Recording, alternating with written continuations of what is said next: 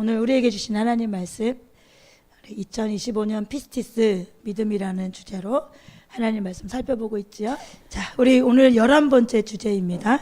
믿음으로만 제가 교환에는 이길 수 있는 승리랬는데 또 주보에는 얻을 수 있는 승리라고 그랬어요.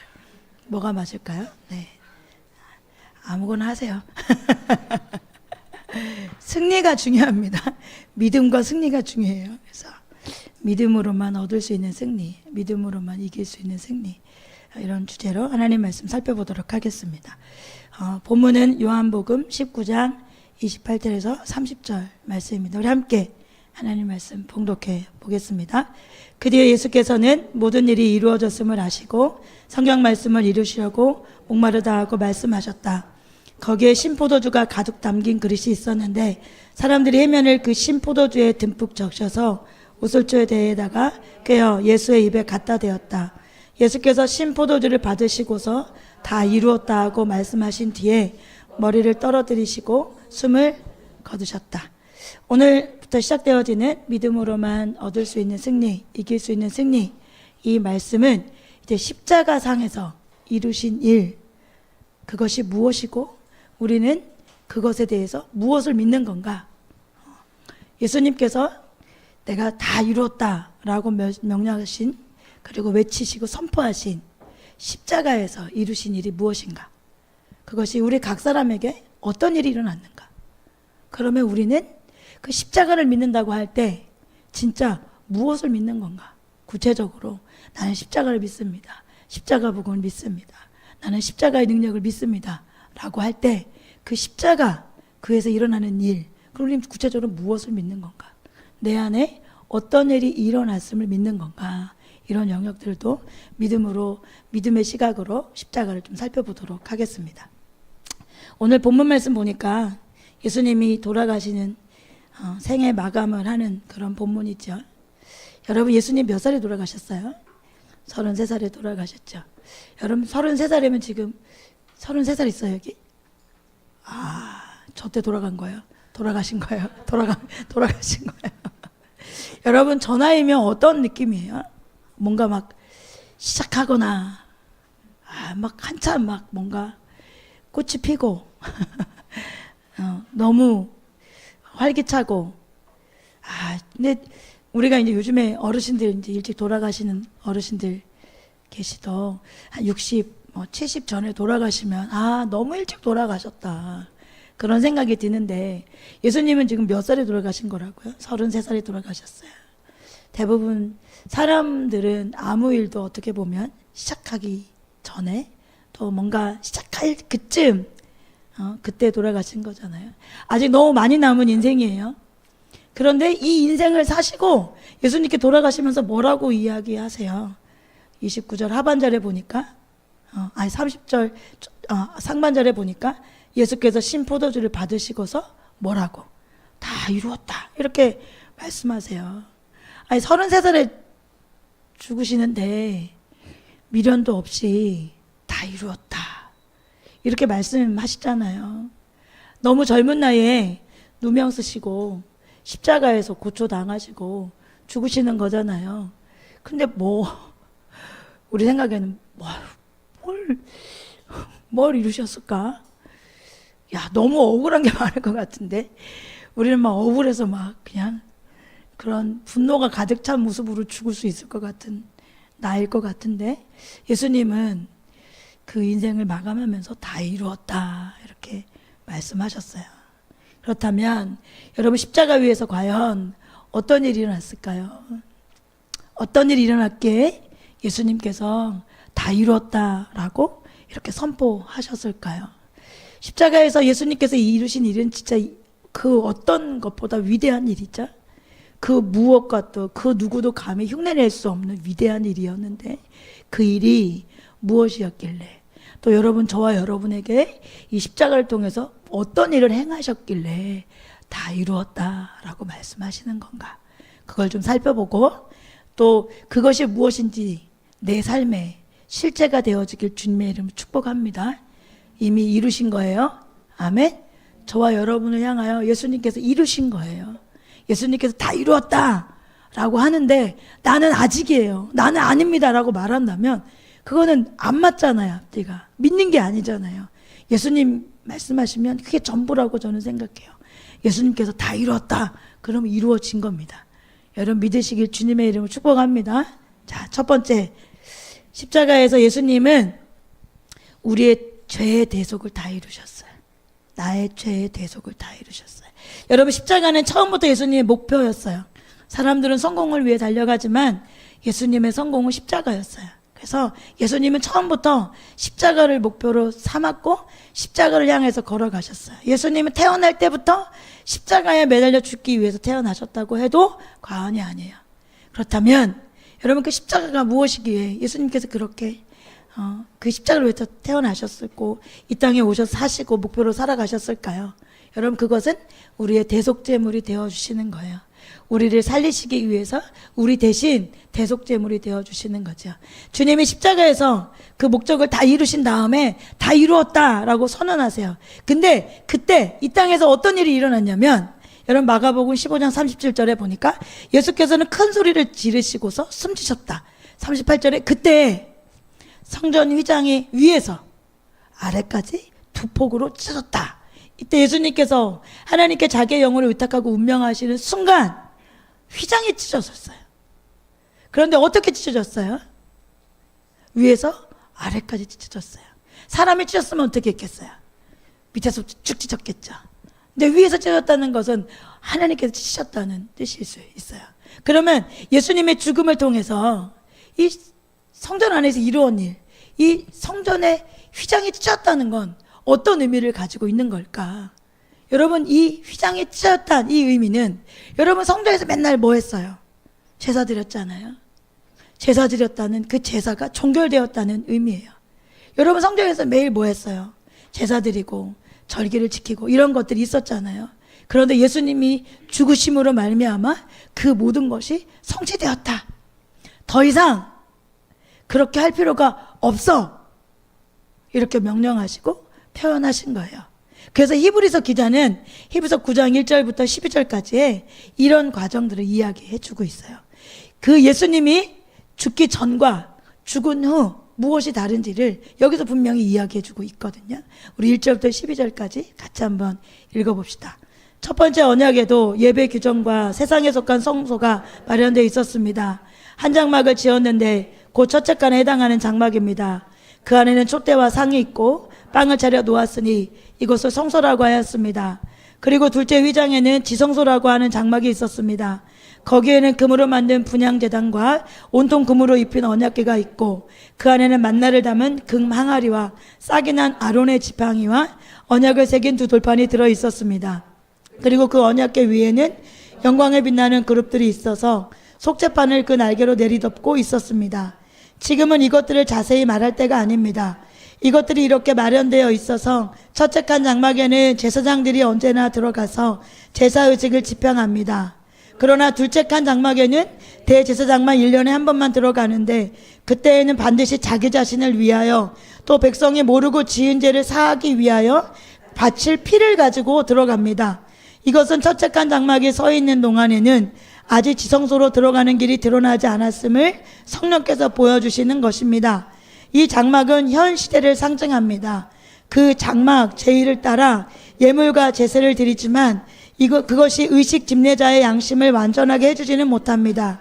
이런 것은 다만 먹는 것과 마시는 것과 여러 가지 씻는 예식과 관련된 것이고 개혁의 때까지 육체를 위하여 부과된 규칙들입니다. 그러나 그리스도께서는 이미 일어난 좋은 일을 주관하시는 대제사장으로 오셔서 손으로 만들지 않는 장막, 다시 말하면 이 피조물에 속하지 않은 더 크고 더 완전한 장막을 통과하여 단 한 번의 지성소에 들어가셨습니다. 그는 염소나 송아지의 피로써가 아니라 자기의 피로써 우리에게 영원한 구원을 이루셨습니다. 여러분 십자가에서 무슨 일이 일어나고 있는지 지금 설명해 주고 있는 일이에요. 여러분 십자가에서 전환이 일어났어요. 구약에 수없이 제사 드렸잖아요. 그런데 수없이 드렸던 그 피로, 짐승의 피로는 사람의 죄를 덮을 뿐이지 깨끗하게 할 수가 없었어요.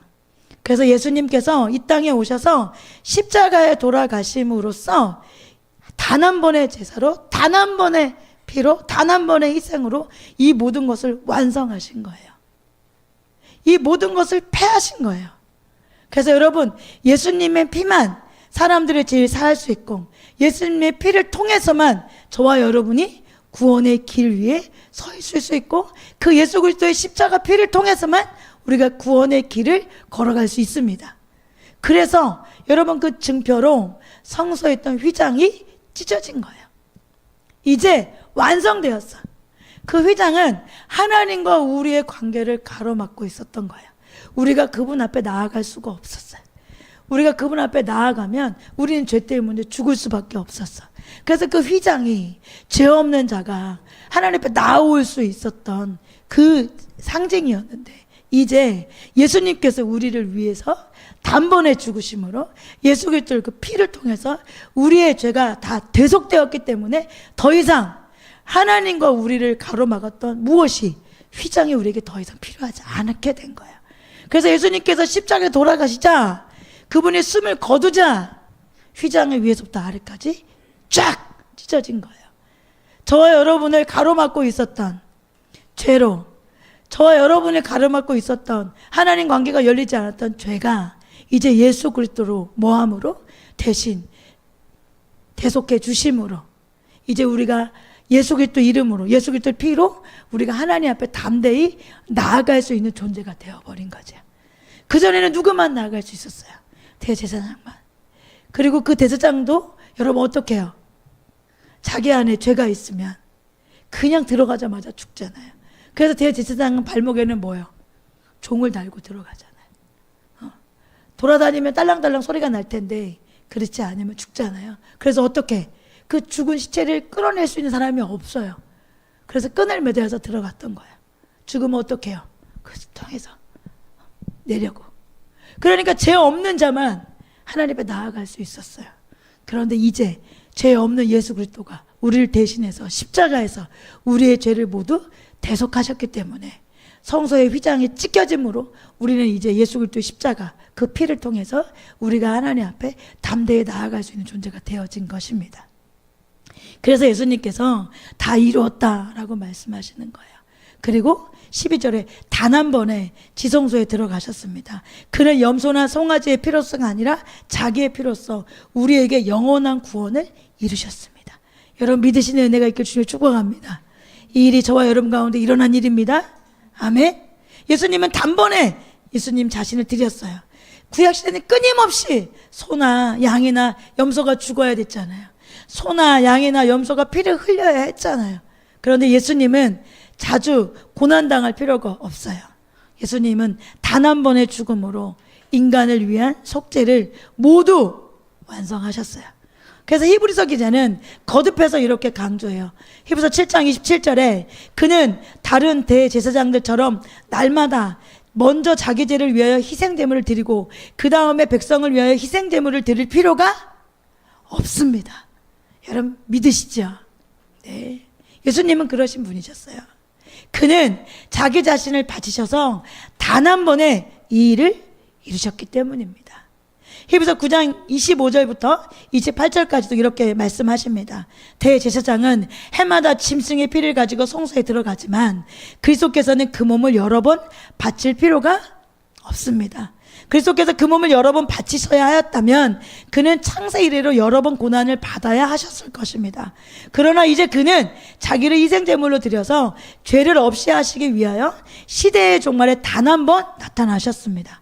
사람이 한 번 죽는 것은 정해진 일이요 그 뒤에는 심판이 있습니다. 이와 같이 그리스도께서도 많은 사람의 죄를 짊어지시고 단 한 번 자기 몸을 제물로 바치셨고, 두 번째로는 죄와는 상관없이 자기를 기다리고 있는 사람에게 나타나셔서 구원하실 것입니다. 다시 오시겠다는 거죠. 부활하셔서 다시 오시겠다고 약속하고 있는 거잖아요.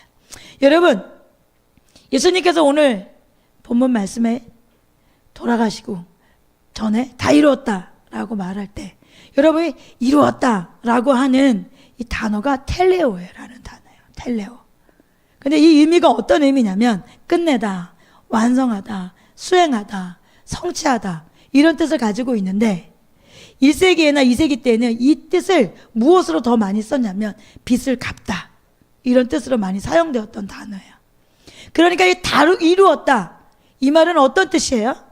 전액 지불했다, 빚을 다 갚았다, 다 지불했다 이런 뜻이에요. 예수님께서 십자가에서 다 이루었다 라고 선포할 때는 내가 너희의 죄의 값을 다 지불했다 이렇게 말씀하시고 선포하는 거예요. 다 지불했다. 여러분 무엇을 지불한 거예요? 무엇에 대한 값을 지불한 거예요? 우리가 사는 동안 지었던 죄, 인류가 지었던 모든 죄, 인류 역사상 인류가 지은 모든 죄, 그 죄값이 뭐예요? 사망인데 그 죄값을 예수님이 십자가에서 사망하심으로 죽으심으로 뭐 하는 거예요? 전액 지불하신 거예요. 여러분 저와 여러분은 우리의 죄의 값을 예수님께서 대신 지불하신 거예요. 여러분 꼭 기억하세요. 나는 예수님의 피값으로 산 사람이에요. 예수님이 하나님께서 나를 그 피값으로 산 사람이에요. 산 사람. 그래 얼마나 귀하고 존귀합니까? 얼마나 사랑스럽고 얼마나 아름답고 얼마나 보배로운 존재입니까? 예수님께서 하나님께서 그의 아들을 내어주심으로 그 피값을 생명을 주고 그 값을 치르고 나를 샀다고. 나의 모든 죄, 그동안 지었던 모든 죄, 예수님 몰랐다 지었던 모든 죄, 그리고 어떻게 보면 우리가 앞으로 지을 모든 죄까지도 예수님은 십자가에서 값을 다 지불하셨습니다. 저와 여러분은 예수 믿는 사람은 십자가에서 이 일을 이루셨다 이렇게 말하고 있어요. 십자가에 높이 들린 나를 보고 믿는 자는 이 일이 무슨 일이냐면 바로 그것을 바라보는 너가 지금까지 지었던 거지. 어떻게 앞으로까지 지을 모든 죄까지 나를 바라보고 믿는 그 너에게 내 피를, 내 생명을, 내 목숨을 너에게 너의 죄값으로 내가 지불하는 거야.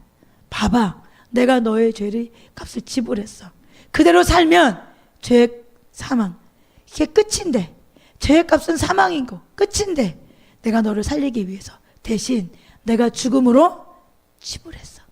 전액 지불됐다 이렇게 말씀하시는 것이 십자가에서 예수님께서 다 이루었다라고 선포하시고 외치실 때의 의미입니다.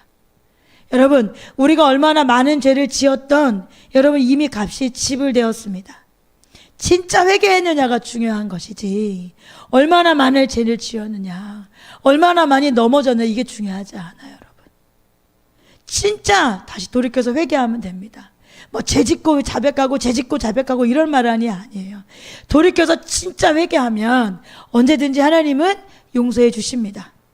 예수님께서 전액 지불하셨기 때문에 우리가 사는 동안 평생 지을 수밖에 없는 모든 죄값을 예수님은 십자가에서 전액 지불하셨습니다. 그런데 여러분 저와 여러분은 이 은혜를 너무 자주 잊어버리는 것 같다. 우리는 자꾸 우리가 지은 죄값을 자꾸 묵상해. 그게 그럴듯한 신앙인인 것처럼 속아서 자꾸 지불한 건데, 내가 지불했는데, 예수님께 지불해 주셨는데 내가 지불할게요. 그러니까 내가 생각할 때 이렇게 죄 짓고 난 더 두드려 맞아야 될 것 같고 더 문제가 많이 있어야 될 것 같아요. 그래서 뭔가 막 죄책감을 갖고 살아가는 거. 여러분 죄책감이라는 것 자체가 여러분 얼마나 복음에서 멀어진 마음이라는 거 여러분 아시겠죠? 지불됐다고요 여러분. 그럼 여러분 그 지불된 값 이미 이루신 거 그걸 믿으시고 여러분 하나님 앞에 예수 그리스도의 그 보혈의 피를 담대하게 의지하고 여러분 자백하시고 진짜 진심으로 회개하는 저와 여러분이 되어지길 주님의 축복합니다. 여러분 하나님의 자녀는, 여러분 부모 앞에 자녀는 당당하게 나아가잖아요. 담대함으로 나아가잖아요. 부모가 얼마나 좋으면, 부모가 어떠함에 따라 자녀들은 담대하게 당당하게 부모에게 나아가잖아요. 우리 하늘 아버지는 무엇으로도 표현할 수 없이 좋으신 분이십니다. 무엇으로도 표현할 수 없이 선하신 분이십니다. 풍성하신 분입니다. 능력이 있으신 분이십니다. 자비하고 긍휼과 풍성하신 분이십니다. 오래 참으시는 분이십니다. 여러분, 그 하나님이 우리 아버지잖아요. 그러니 이미 이루신 이 지불된 것, 그것을 믿고 여러분, 우리가 때로는 죄를 지을 때가 있죠. 그때 여러분 담대하게 자백하며 나아가십시오. 그리고 그분 앞에, 십자가 앞에 내려놓고 여러분 자유함을 얻으십시오. 용서받았으면 선포하고 여러분 죄사함을 받은 자로 여러분 힘껏 자유하고 힘차게 살아가는 저와 여러분 되어지길 주님의 축복합니다. 여러분, 이런 예화가 있어요. 러시아 황제 니콜라스 1세라는 분이 밤늦게 병사복장을 하고 진중을 돌아봤다고 그래요. 한 장교의 숙소에 들어갔는데 그 장교는 이 황제가 총애하는 신하의 아들이었고 또 황제가 아끼던 젊은이였다고 그래요. 이 장교가 군대에 재정을 담당하고 있었는데 밤이 늦어서 그런지 책상에 이렇게 엎드려 자고 있었대요. 그런데 이상하게 그 장교 손에 권총이 들려 있었고 그 다음에 뭔가를 이렇게 쓰다가 잠든 흔적이 있어서 그 글을 자세히 보니 장교가 도박에 손을 대서 군대의 자금을 유용하고 그 액수가 너무 커서 도저히 갚을 수가 없다. 그래서 자살하려고 하는 차에 유서를 써놓고 죽을까 말까 고민하다가 지쳐서 잠이 들었던 상태였던 것 같아요. 그 유서를 자세히 보니 맨 마지막 줄에 이렇게 쓰여 있다고 그래요. 이 많은 빚을 누가 갚을 것인가. 이 모든 상황을 파악한 황제가 잠시 생각하다가 펜을 들고 그 종이의 맨 마지막 여백에 큰 글자로 내가 너를 용서한다. 내가 다 갚겠다. 그리고 러시아의 황제 니콜라이 1세 이렇게 써놨다고 하죠. 여러분, 예수님께서 우리에게 하신 일이 이 일이에요. 사실 예수님께서 우리에게 하신 일이 비교할 수 없는 일이지만 여러분, 마치 이와 같다라고 여러분 생각하시면 돼요.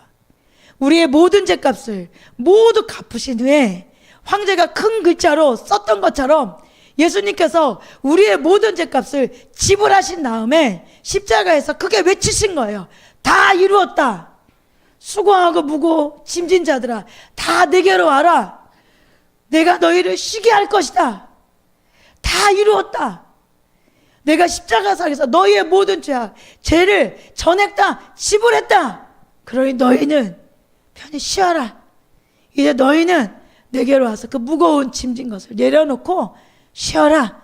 안식해라. 평안을 누려라. 소망을 가져라. 기쁨을 가져라. 여러분, 예수님께서 십자가에서 저와 여러분을 위해서 이루신 일인 것을 여러분 믿으시길 주님의 축복합니다. 그러니 여러분 맨날 죄짓고 죄책감을 갖고 맨날 눌리고 그러는 게 여러분 얼마나 복음에서 벗어난 행동인지 여러분 기억하시길 축복합니다. 여러분 끌어안고 있지 마세요. 나는 이미 지불된, 전액 지불된 사람이야. 내가 가끔 죄를 지을 수 있는 거 이것까지도 예수님께서는 지불하셨어. 그러니 내가 예수님께 나아가서 자백하면 얼마든지 우리 하나님은 그분의 성품에 의지하여 우리를 용서하시겠다고 약속하셨어. 그러니 여러분 죄 묵상하지 마시고 여러분 되게 그럴듯하게 죄 절대 안 질 인간처럼 의롭다 생각하지 마시고 으이그 또 지었군 이렇게 생각하고 하나님 저를 불쌍히 여겨 주십시오. 하나님 저를 용서해 주십시오. 하나님 제가 예수 그리스도의 십자가의 보혈을 의지하여 주님 앞에 용서를 구하오니 주여 저를 불쌍히 여기고 용서하여 주옵소서. 그리고 여러분 죄가 용서받았음을 선포하고 또 예수 그리스도를 바라보는 여러분 그렇게 또 하나님과 깊은 교제, 행복의 교제, 기쁨의 교제, 소망의 교제 그렇게 깊이 교제하는 여러분 되시길 주를 축복합니다. 아멘. 두 번째로 예수님은 십자가에서 질병의 치유를 다 이루셨습니다. 오늘 본문으로 삼았던 요한복음 말씀에 그 말씀에 질병의 치유가 들어있냐라고 말한다면 그 본문 말씀에는 질병의 치유가 속해 있진 않지만 예수님이 다 이루신 것 안에는 질병의 치유가 들어있음을 우리가 알 수 있어요. 여러분 질병의 치유는 구속사에 꼭 들어있는 영역 중에 하나입니다.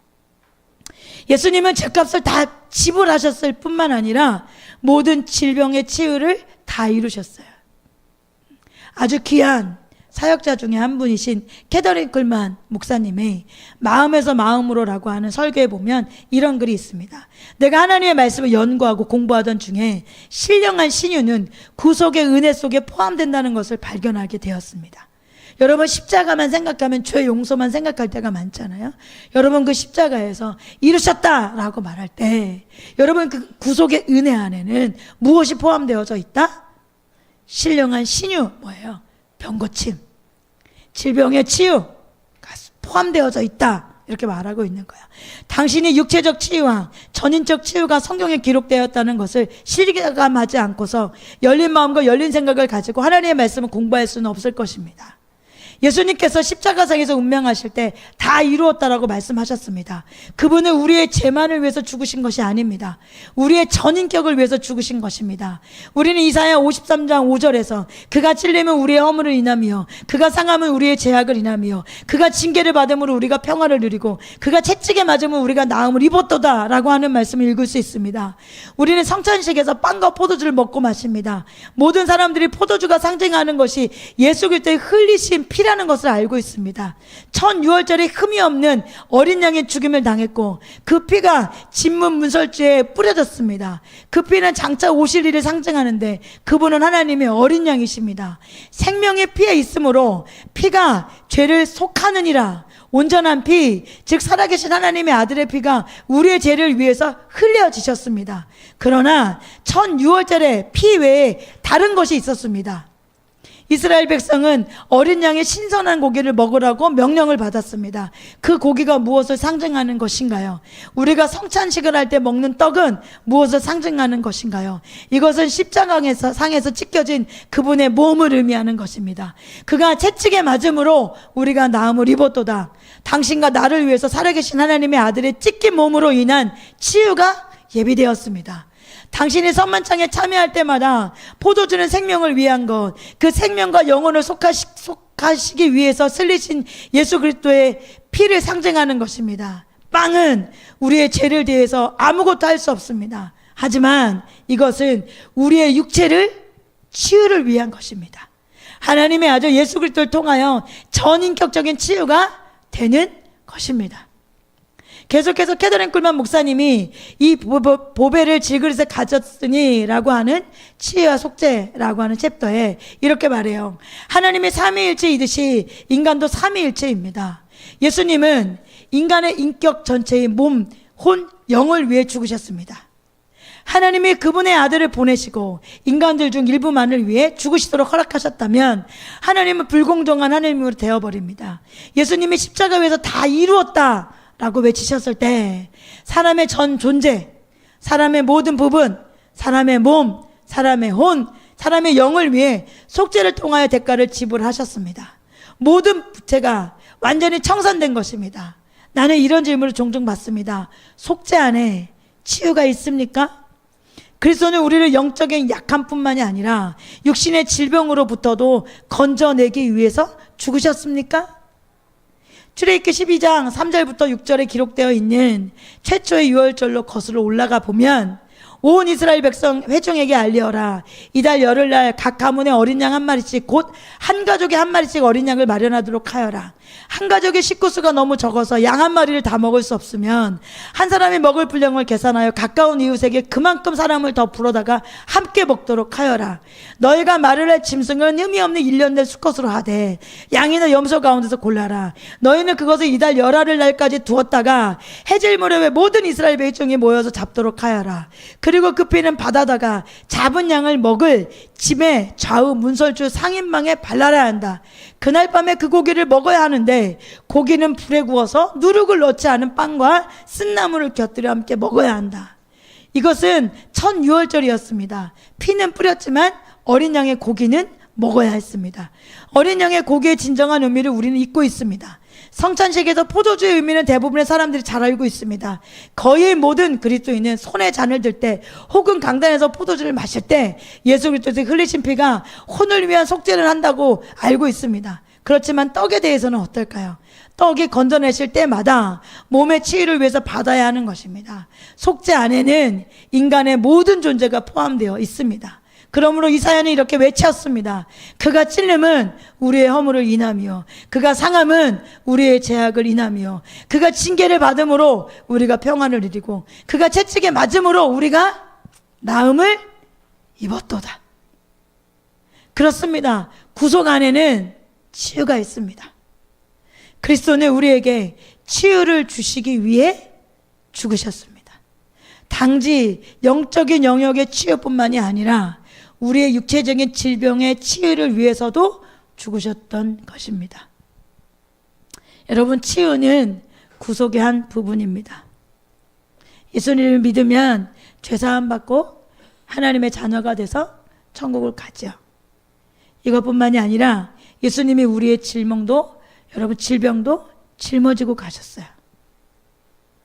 그가 채찍에 맞음으로 우리가 뭐 했다? 나음을 입었도다. 십자가에서 이루신 일, 그 일의 한편은 뭐예요? 내가 너희의 모든 질병을 다 짊어지고 갔다.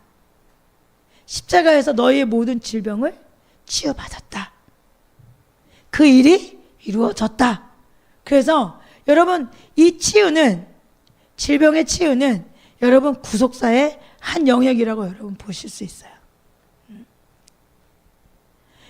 여러분, 예수를 믿고 구하면 치유받을 수 있습니다. 건강을 회복할 수 있습니다. 이것은 복음의 한 부분입니다. 그러니 여러분, 그런 사람 없겠지만 여러분 절대로 예수님의 치유를 무시하지 않길 주님의 축복합니다. 사모하세요. 저도 너무너무 사모하는 일 중에 하나예요. 여러분, 예수님은 분명히 삼중사역을 하셨잖아요. 우리는 예수님이 하신 사역을 그대로 하는 거예요. 교회는 지금 세상에는 뭐가 유행하더라, 어떤 교회에서 어떤 프로그램을 한다더라, 이게 중요한 게 아니라 성경에 예수님은 어떻게 사용하셨지, 초대교회는 어떻게 세워졌고 어떤 일을 했지, 여러분 이것이 지금 교회의 모델이고 우리가 따라야 될, 우리가 교회가 걸어가야 될 거라고 여러분 믿으시길 주님 축복합니다. 예수님은 이 땅에 오셔서 마태복음 4장 23절 말씀에 보면 어떻게 사역하셨는지를 알 수 있어요. 이것을 그냥 신학적인 용어로 삼중사역이다 이렇게 표현하고 있어요. 우리 한번 23절부터 24절 한번 읽어보겠습니다. 예수께서 온 갈릴리를 두루 다니시면서 그들의 회당에서 가르치며 하늘나라의 복음을 선포하며 백성 가운데서 모든 질병과 아픔을 고쳐주셨다. 예수의 소문이 온 시리아에 퍼졌다. 그리하여 사람들이 갖가지 질병과 고통을 앓는 모든 환자들과 귀신 들린 사람들과 간질병 환자들과 중풍병 환자들을 예수께 데리고 왔다. 예수께서는 예수님께서 이 땅에 오셔서 하신 일을 집중해서 그리고 요약해서 말씀해 주시는 거예요. 첫 번째 뭐 하셨어요? 회당에서 가르치셨어요. 두 번째 뭐예요? 하늘나라의 복음이에요. 여러분, 천국 복음이에요. 이게 중요해요. 천국 복음, 하늘나라의 복음을 선포하셨어요. 그 예수님께서 하신 일이 뭐예요? 백성 가운데 모든 질병과 아픔을 고쳐주셨어요. 여러분, 이것이 예수님께서 하신 일입니다. 여러분, 저와 여러분이 동행하는 교회가, 이 땅에 하나님께서 기쁘심으로 세우신, 열방에 하나님께서 기쁨으로 세우신 교회가 이 일들이 일어나길 주님을 축복하고 또 사모하는 저와 여러분 되어지길 주님 축복합니다.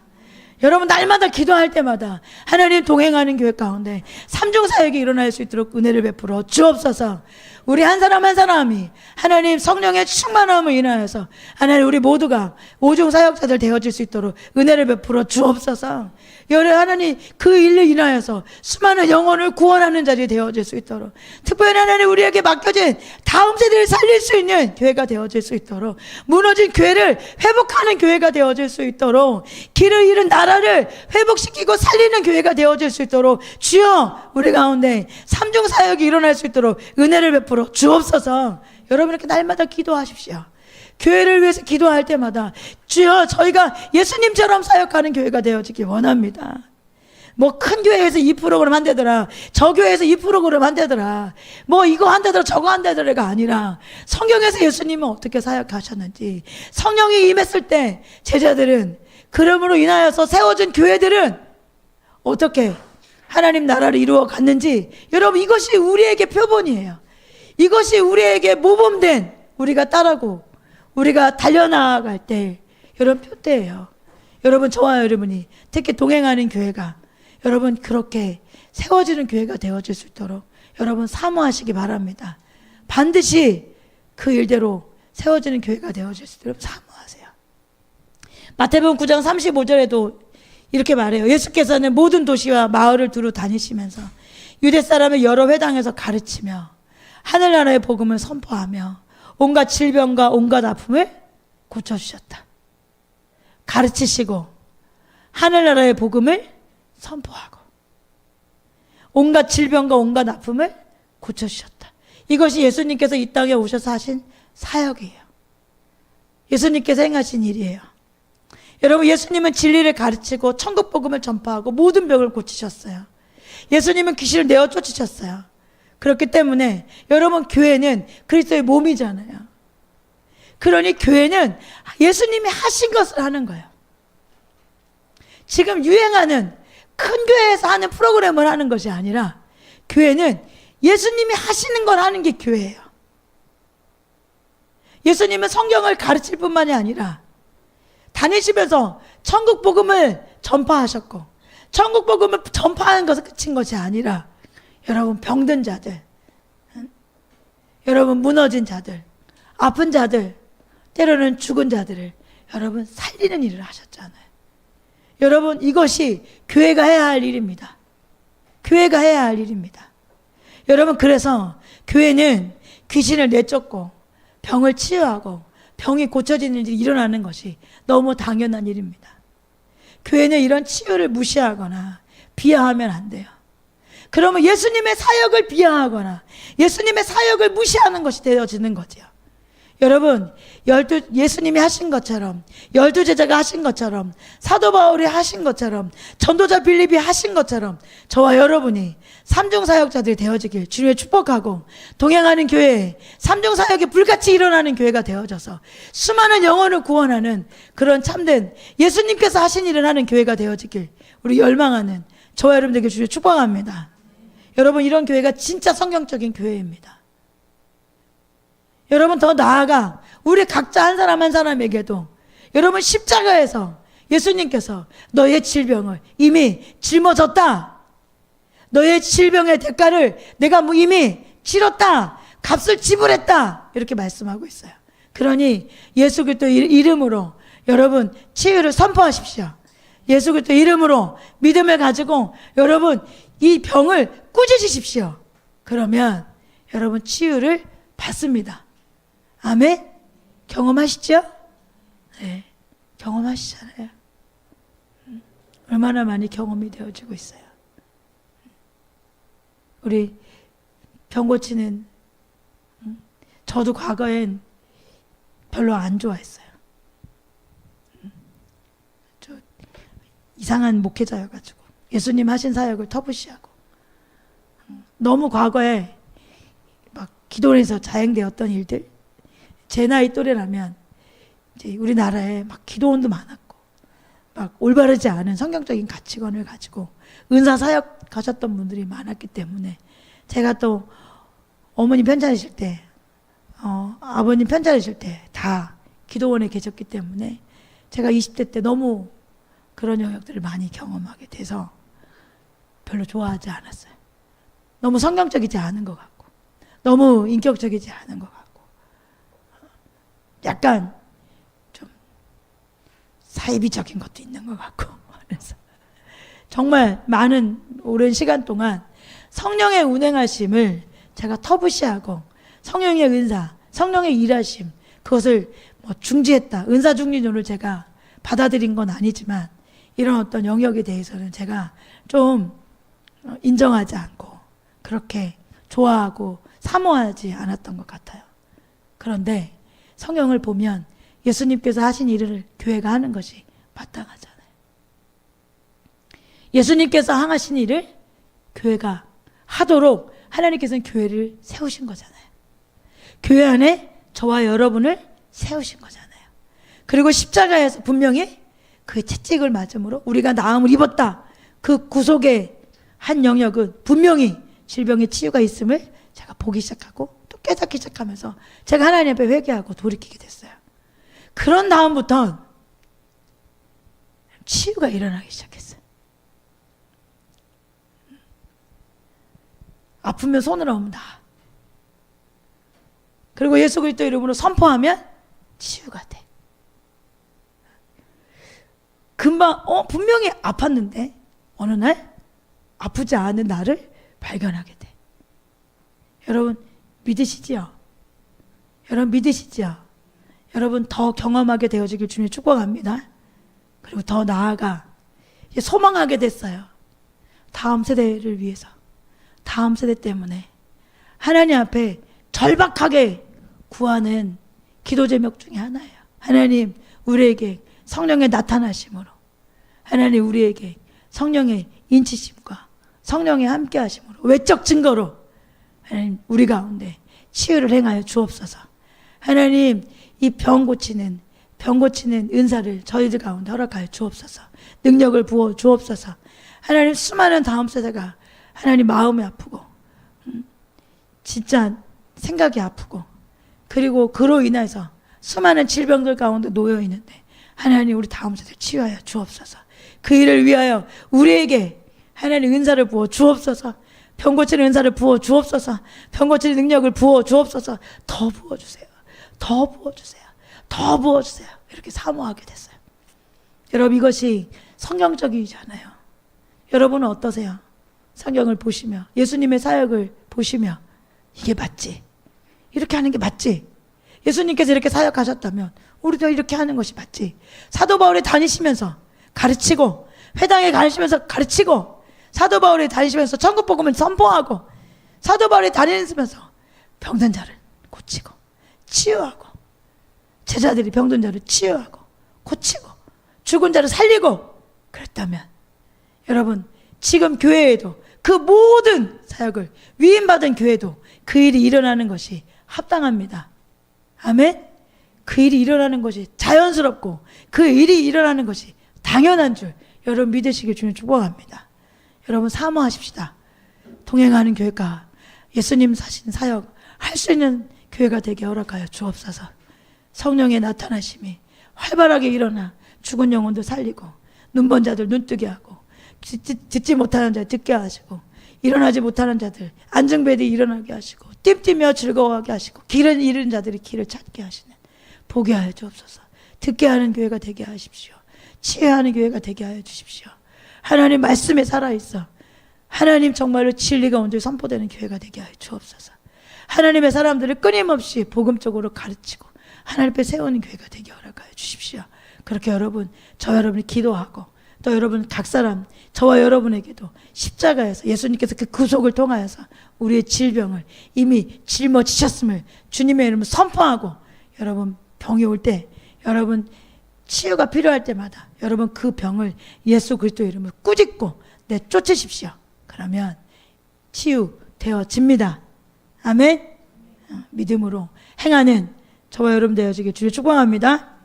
세 번째, 예수님은 십자가에서 원수에 대한 승리를 다 이루셨습니다. 여러분 십자가는 보기엔 승리 같으세요? 실패 같으세요? 예수님께서 십자가 앞에 돌아가실 때 예수님을 바라봤던 사람들은 이겼다, 됐다 이렇게 생각할까요? 아니면 끝이구나 라고 생각하셨을까요? 끝이구나 라고 생각했을 거예요. 그렇죠? 그래서 예수님 옆에 있었던 제자들이 예수님이 십자가에 대한 이야기만 하면 듣지도 못했고 깨닫지도 못했고 왜? 듣고 싶지 않았어. 내가 원했던 게 아니기 때문에 알고 싶지 않았어. 그래서 예수님께서 십자가에 대한 이야기를 하실 때마다 듣지도 못했고 이해도 못했단 말이야. 눈에 보기에 십자가는 실패 같잖아요. 그런데 그 십자가에서 돌아가시면서 예수님께서 다 이루었다. 진짜 모르겠다. 그런 상황을 보고 진짜 모를 양반이네. 그 십자가에 돌아가신 예수님을 보고 얼마나 많은 사람들이 그런 생각을 했겠어요? 그렇잖아요. 아니 뭘 다 이루었다는 거야? 아무것도 이루지 않고 사람들이 생각할 때 나무에 달린 자들은 저주받은 자라라고 했는데 십자가에서 저주받은 모습으로 돌아가시는데 그게 무슨 승리고 그게 뭐 이루었다고 외칠 일이겠어요? 그렇잖아요. 그런데 예수님은 다 이루었다 그랬어요. 사람들이 보기엔 우리의 인생이 실패자 같기도 하고 때로는 우리 스스로도 우리의 인생이 실패자 같아 보일 때가 있죠. 그냥 어쩔 때 매일매일 이렇게 사는 게 무슨 의미가 있을까? 이런다고 될까? 라는 생각이 들 때도 있잖아요. 그런데 여러분, 십자가는 실패가 아니고 승리입니다. 여러분, 십자가는 실패가 아니고 승리입니다. 예수님의 패배처럼 보이지만 성경은 십자가에 대해서 패배라고 말하지 않습니다. 골로새서 2장 15절 보면 이렇게 말해요. 그리고 모든 통치자들과 권력자들의 무장을 해제시키시고 그들을 그리스도의 개선 행진에 포로로 내세우셔서 무사람의 구경거리로 삼으셨습니다. 여러분 개정개혁을 보면 조금 더 이 부분에 대해서 설명을 쉽게 했는데 이렇게 말해요. 통치자들과 권세들을, 이 통치자들 권력자들은 마귀, 귀신 이렇게 말하는 거거든요. 그들을 뭐 했대? 무력화했대. 그 무력화된 것을 드러내서 구경거리로 삼았대. 뭐가? 십자가가 여러분. 그 십자가가 마귀와 귀신들을 무력화해서 사람들 가운데 저들이 무력화됐어 라고 드러내고 구경거리 만들었다는 거예요. 무엇으로? 십자가로. 누구를? 마귀와 귀신들을 이겼다 졌다. 이겼다. 아멘. 이겼다. 통치자들과 권세들을 무력화하여 드러내어 구경거리로 삼으시고 십자가로 그들을 뭐 하셨다? 이기셨다. 여러분 십자가는 여러분 패배한 게 아니에요. 마귀가 시기심으로 가득했던 대제사장들, 장로들 격동해서 예수님 죽이려고 계획을 수립하고 가룟유다 마음의 생각을 집어넣고 제자들 잔뜩 검서 다 흩어지고 빌라도는 누가 잘못했는지 잘못이 없는지 알면서도 주변의 압력에 의해서 그냥 비겁하게 예수님을 내어줬죠. 그래서 예수님이 결국 십자가에 채찍에 못 맞으시고 십자가에 맞게 돌아가셨잖아요. 모든 과정이, 모든 상황이 실패 같은데 예수님은 그 십자가 돌아가시면서 다 이루었다라고 말씀하시며 그 이루신 일에 대해서 나는 이 십자가로 인하여 통치자들과 권세들, 마귀와 귀신들, 십자가로 그들을 이겼다라고 예수님께서 하신 일이다라고 선포하고 있습니다. 여러분 십자가에서 패배한 것이 아니라 십자가에서 오히려 승리했다라고 말씀하고 있습니다. 여러분 예수님은 십자가에서 마귀와 귀신들에게 패배한 것이 아닙니다. 오히려 마귀와 귀신들에게 결정타를 날리신 것입니다. 그들을 무장해제시킨 것입니다. 그래서 히브리서 기자가 히브리서 2장 14절에 이 자녀들은 피와 살을 가진 사람들이기에 그도 역시 피와 살을 가셨습니다. 그것은 그가 죽음을 겪으시고서 죽음의 세력을 쥐고 있는 자 누구? 악마를 뭐 하셨다? 멸하셨다. 무엇이? 십자가요. 여러분 십자가에서 우리에게 이루어진 일, 십자가에서 예수님께서 행하신 일 다 이뤘다라고 말씀하실 때는 여러분 누가? 마귀 사단이 뭐 했다? 제압당했다.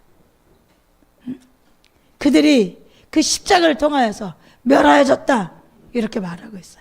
양영희 교수님도 이 구절에 대해서 히브리서를 주석하시면서 예수님은 십자가의 죽으심을 통해 죽음의 권세를 가진 마귀를 결정적으로 멸하셨다 이렇게 말하고 있어요. 여러분 마귀가 예수님을 십자가에 못 박혀 죽었지만 마귀가 이긴 것 같잖아요 보기에는. 그런데 그것이 아니었어요. 이긴 줄 알았는데 아니었어. 여러분 이 안에 참 신비로운 비밀이 숨겨져 있는 거예요. 뭐가 진짜 승리인가? 여러분 저와 여러분의 삶에서도 여러분 진정한 승리는 무엇인가? 여러분 세상적으로 보이는 거, 세상적으로 쥐어진 거, 세상적으로 환호하는 거 그게 우리는 승리라고 생각하잖아요. 그렇지만 여러분 성경에서 말하는 승리는 그런 승리가 아니에요. 여러분 마귀가 박해자들 이용해서 우리를 죽일 수 있죠? 그런데 그건 승리가 아니야. 진짜 우리가 두려워야 될 것, 우리가 진짜 들어야 될 건 뭐예요? 여러분 모두가 죽어. 모두에겐 다 한 번은 죽어. 여러분 이 죽음을 주는 자들을 두려워할 게 아니라 우리의 영혼을 가르는 힘을 가진 그 영혼을 선택하고 영혼을 주는 그 하나님 아버지를 두려워하라고 말씀하셨잖아요. 여러분 진짜 승리는 뭐예요? 하나님의 백성 되는 게 승리고 우리가 영혼을 사수하는 게 승리고 이 경주를 마무리하는 게 승리고 여러분 천국 백성 되는 게 승리입니다. 그러니 여러분 우리가 이 땅에 살아가면서 여러분 우리를 핍박하고 뭐 우리를 죽이고 우리를 옥에 가두고 뭐 고문을 해도 여러분 우리 스스로가 믿음을 굳게 가지고 우리의 믿음을 지켜나가고 마지막까지 믿음으로 싸워서 승리하면 여러분 마귀는 우리를 어쩔 수 없습니다. 아멘. 여러분 마귀는 절대 우리를 이길 수 없습니다. 승리는 저와 여러분 것입니다. 여러분 믿으세요. 여러분 이것이 실제가 돼야 돼요. 여러분 귀신 무서워 안 무서워? 이제 실제로 여러분 귀신 들린 사람 막 오면 여러분 어떡해? 실제야. 제 십자가에서 그 마귀와 사단을 예수님께서 뭘 하셨다고? 멸하셨다고요. 조금 더 나아가 여러분 이해가 될 것 같아. 여러분 케네스 해긴 목사님이 믿는 자의 권세라는 책에 이런 글을 예를 드셨어요. 이 글을 보시면 여러분 우리에게 어떤 권세가 주어졌는지, 교회가 어떤 일을 할 수 있는지, 또 어떤 일을 해야만 하는지를 너무너무 잘 설명해 주고 있어요. 1952년 예수님께서 환상 가운데 나타나실 때 1시간 반 동안 마귀와 귀신 들림에 관해서 가르쳐 주셨대요. 그런데 그 환상의 끝부분에 작은 원숭이, 림프같이 생긴 한 악한 영이 예수님과 해긴 목사님 사이를 뛰어다니면서 연기막을 피우고 또 어두운 구름 같은 것을 막 일으켜서 그리고 막 날카로운 목소리로 소리를 지르면서 위아래로 날뛰기 시작했대요. 그래서 예수님이 지금 너무너무 중요한 것을 가르쳐 가고 계시는데 해긴 목사님이 알을 들 수가 없었대요. 그런데 이상하게 예수님이 그걸 보고도 제지하지 않고 꾸짖을만 한데도 아무런 조치도 하지 않고 있으셨대요. 그래서 해긴 목사님이 이해할 수가 없었대.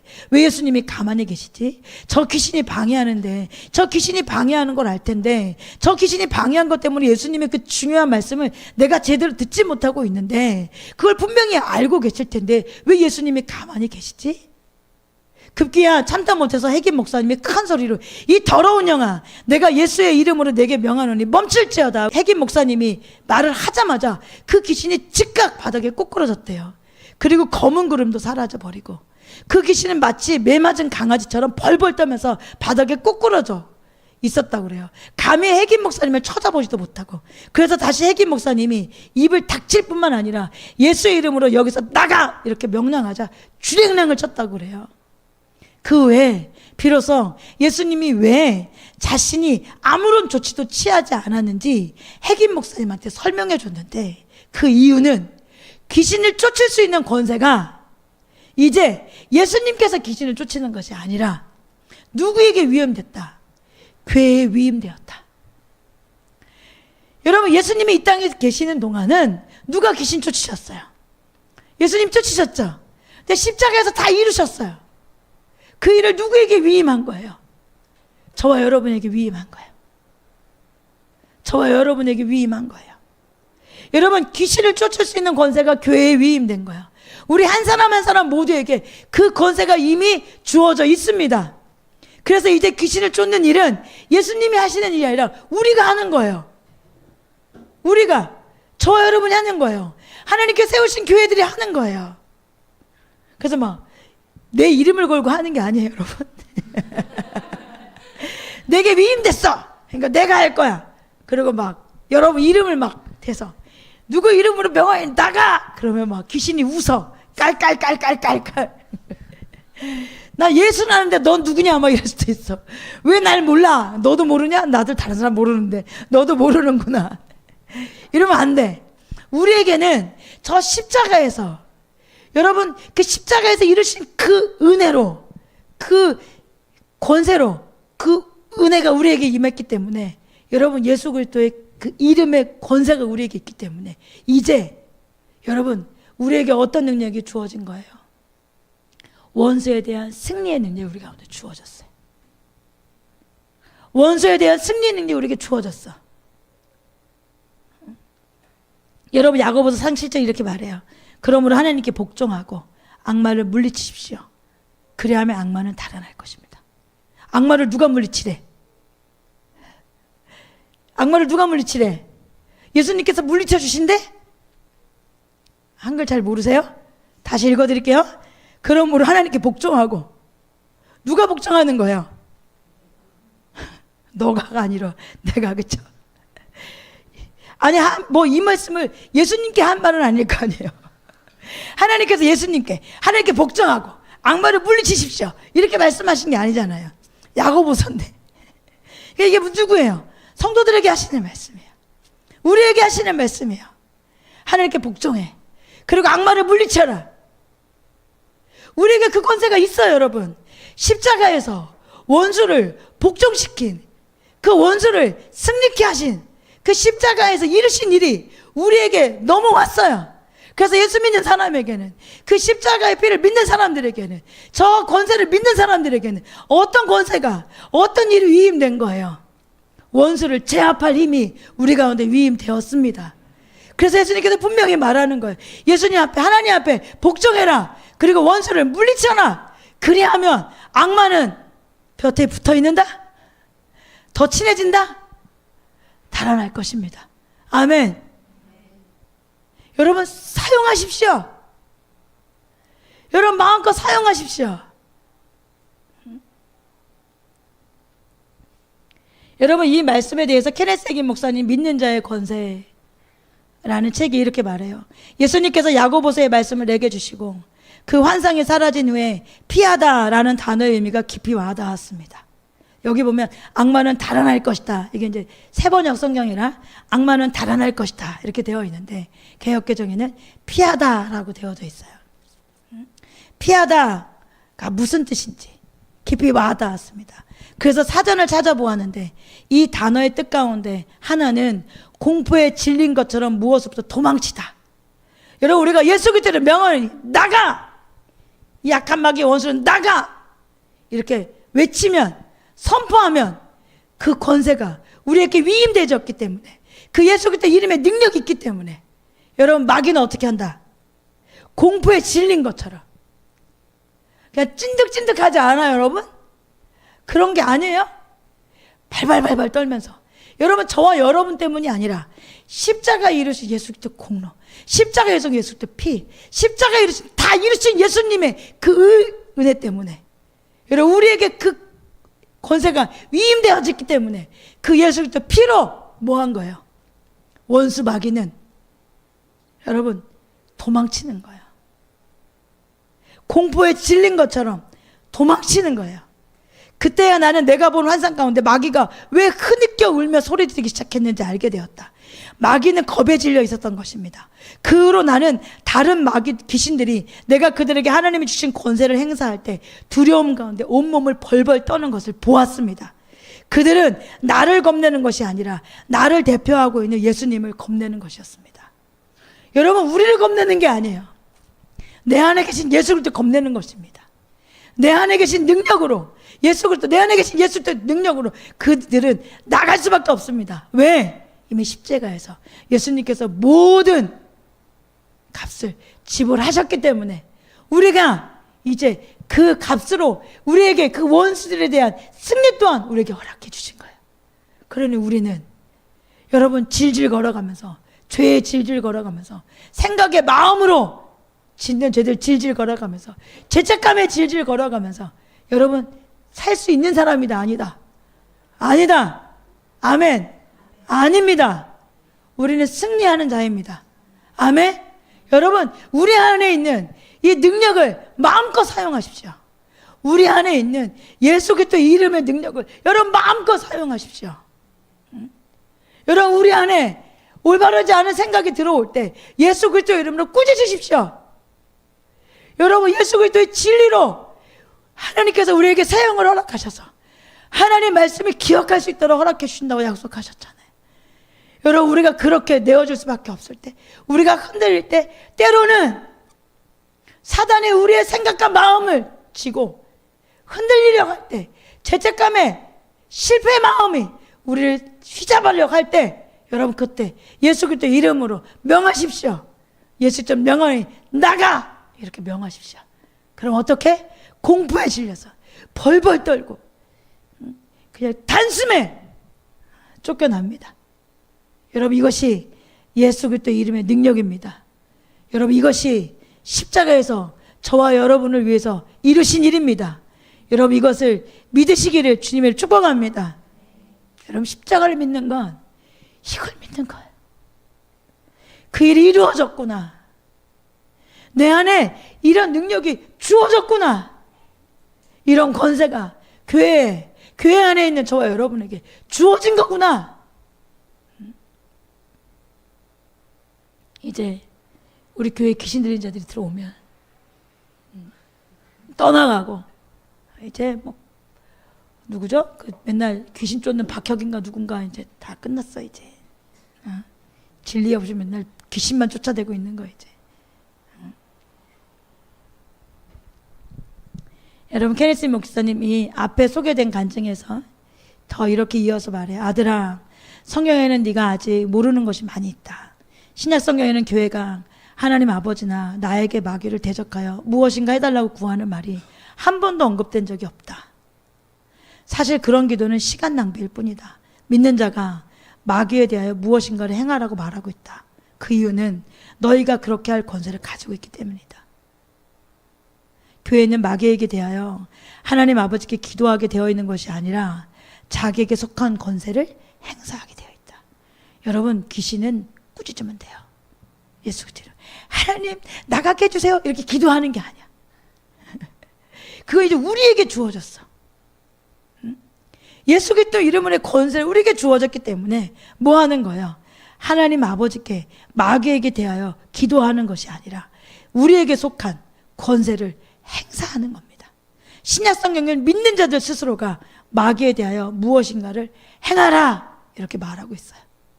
그리스도의 몸에 가장 작은 지체도 다른 누구와 마찬가지로 마귀에 대한 권능을 가지고 있습니다. 여러분 이게 너무너무 중요해. 그리스도의 몸의 가장 작은 지체도, 여러분 쉽게 말하면 초신자들도, 오늘 예수 믿은 사람도, 1시간 전에 예수 믿는 사람이 있다고 할지라도, 여러분 예수를 믿는 사람이라면 여러분 누구나 다 마찬가지로, 어떤 목사님 마찬가지로, 모든 30년도 50년 믿었던 사람과 마찬가지로 여러분 이 권능은, 마귀에 대한 권능은 모두에게 주어져 있습니다. 예수님이 이 땅에 계실 때 많은 사람에게 귀신을 내쫓았죠. 그러나 예수님은 십자가 지시고 부활하시고 더 이상 귀신을 쫓지 않습니다. 왜요? 누구에게 그 일을 위임하셨어요? 저와 여러분에게 위임하셨어요. 교회에 믿는 자들에게 그 일을 위임하셨어요. 이제 그 일은 누가 하는 거예요? 교회가 하는 겁니다. 이제 그 일은 믿는 자들이, 저와 여러분처럼 믿는 자들이 그 일을 하는 겁니다. 여러분 우리가 예수님께서 그 젊은 나이에 사람들이 보기엔 실패와 같았던, 사람들이 보기엔 아무것도 꼽히지도 못하고 죽는 것만 같았던 그 십자가의 죽음을 향해서도 예수님께서는 다 이루었다고 선포하셨을 때, 여러분 우리 안에 저 십자가를 볼 때마다 십자가에서 이루신 예수 그리스도 그 보혈의 피를 생각할 때마다 무엇을 믿는 거구나. 저 십자가에서 이 일이 일어났지. 우리의 죄의 대속이 일어났지. 예수님의 저 십자가로 우리의 질병을 다 치유하실 수 있는 능력이 이미 그 대가를 치르셨지. 그리고 우리를 속이고 넘어뜨리고 우리를 매일 죄의 길로 가게 하는 마귀의 원수로 꾸짖을 수 있고 그들을 멸할 수 있는 능력을, 권세를 우리에게 허락하셨지. 여러분 그것을 바라보고 여러분 그 놀라운 은혜를 믿으시길 주님 축복합니다. 여러분 우리에게 이미 일어난 일이에요. 저와 여러분 안에 이 마음에 와 있는 일이에요. 이미 그 일을 행하시겠다고 하나님께서 우리에게 말씀하시고 예수님께서 다 나의 피로 내 생명을 내어줌으로 이미 너의 삶 가운데 이 일이 이루어졌다라고 선포하셨습니다. 여러분 예수님께서 선포하셨다면, 예수님께서 마침표를 찍으셨다면 여러분 그런 줄 믿으시길 축복합니다. 거기에 덧붙이는 게 아니죠. 여러분 죄 너무 낙심하지 마세요. 이미 예수님께서 내 모든 죄의 값을 치르셨어요. 여러분 그걸 믿고 감사함으로, 그렇지만 하나님 아버지의 마음을 아프게 한 것으로 여러분 하나님 아버지 앞에 자백하십시오. 그리고 용서받았음을 선포하고 여러분 자유하십시오. 죄책감 사단이 주는 거예요. 그럴듯한 사람인 것처럼. 그렇지만 이런 사람은 진짜 복음을 모르는 거예요. 예수 그리스도의 십자가의 피가 무슨 일을 행하셨는지, 무엇을 이루었는지 모르기 때문에 그럴듯한 신앙인처럼 오랫동안 죄를 끌어안고 이것보다 더 큰 벌을 받아야지만 시원할 것 같고, 이것보다 더 막 고뇌하고 막 더 아파하고 막 이래야지만 될 것 같은 생각. 여러분 하나님보다 더 의로우려고 하지 마십시오. 여러분 우리는 하나님 방법대로, 하나님 말씀대로, 하나님 뜻대로만 살면 됩니다. 하나님께서 내가 이미 너의 죄를 다 전에 그 죄의 대가를 지불했으니 너는 그것을 믿고 내게 와 자백하라. 그러면 내 성품으로 내가 너희를 용서해 주겠다. 용서한 죄는 기억조차 않을 거야. 그러니 너희는 그 은혜를 힘입어 살라고 말씀하셨잖아요. 질병의 노예가 되지 않길 주님 축복합니다. 이미 치유하셨습니다. 그 일이 십자가에서 이루어지셨습니다. 아멘. 이제 마음껏 그 권능을, 그 권세를 마음껏 사용하십시오.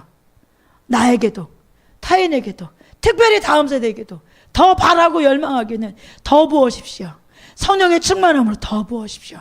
성령의 9가지 열매, 또 여러분 하나님께서 허락하신 성령의 은사들을 마음껏 부어주십시오. 그래야 하나님 죽어가는 영혼 살릴 수 있도록 도와주십시오. 성령의 말씀에 하나님의 나타나심이 성령의 외적 증거로 하나님 나타날 수 있도록 우리를 사용하여 주옵소서. 여러분 이렇게 사모하십시오.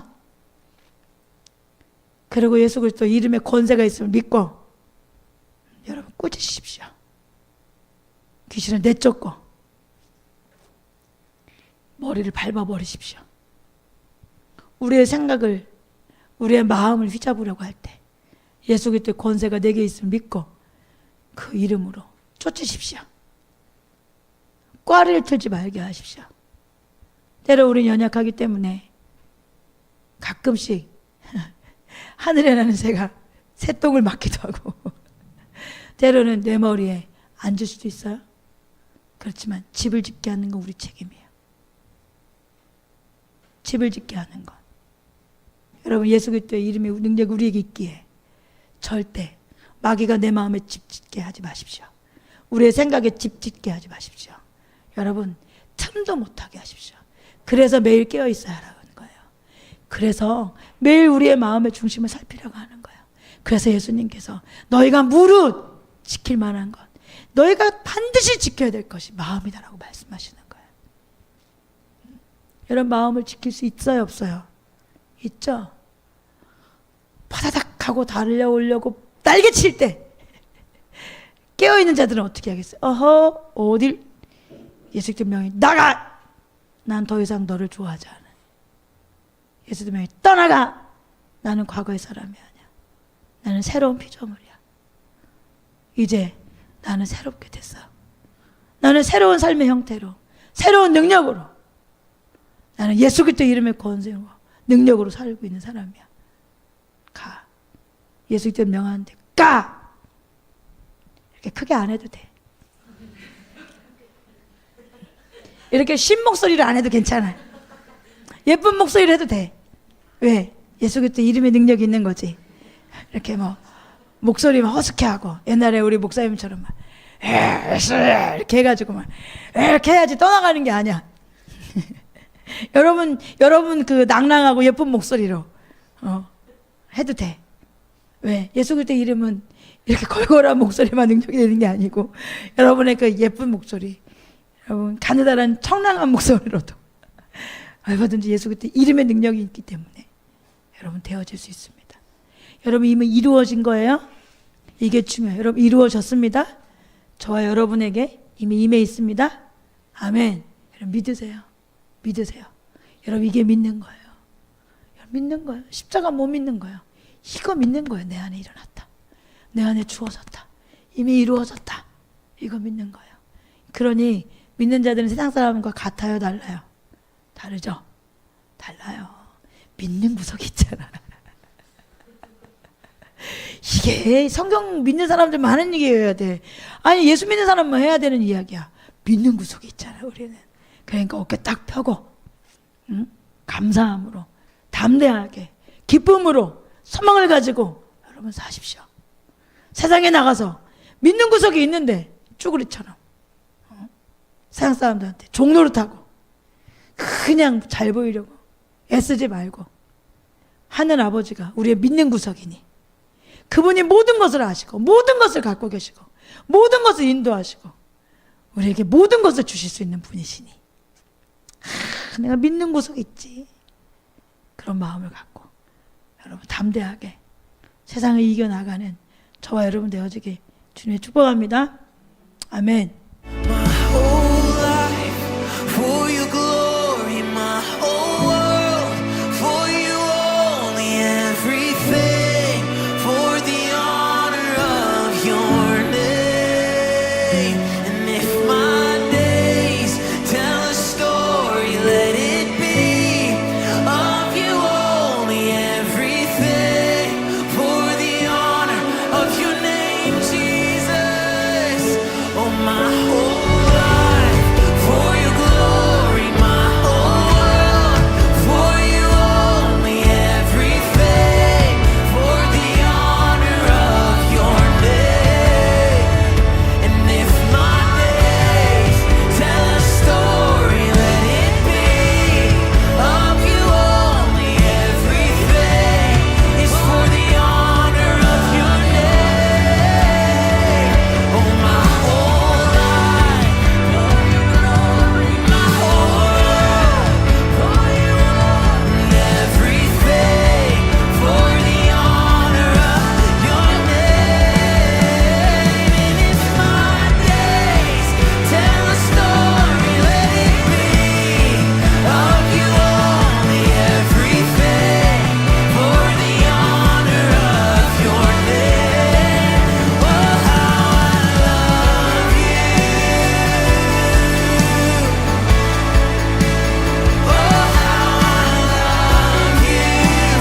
Jesus, I love you, Lord. Oh, how I love you. This is all for you. Oh, how I love you. Jesus, come on, my whole life. Oh, my whole life for your glory, my whole world for you only, everything is for the honor of your name. And if my days tell a story, let it be of you only, everything for the honor of your name. My whole life for your glory, my whole world, Lord, everything only for the honor of your name. And if my days tell a story, let it be of you only, everything for the honor of your name. Oh, how I love you. Oh, how I love you. Oh, how I love you. Oh, Jesus, I love you. Oh, how I love you. My joy. Oh, how I love you. Oh, how I love you. Oh, how I love Jesus, I love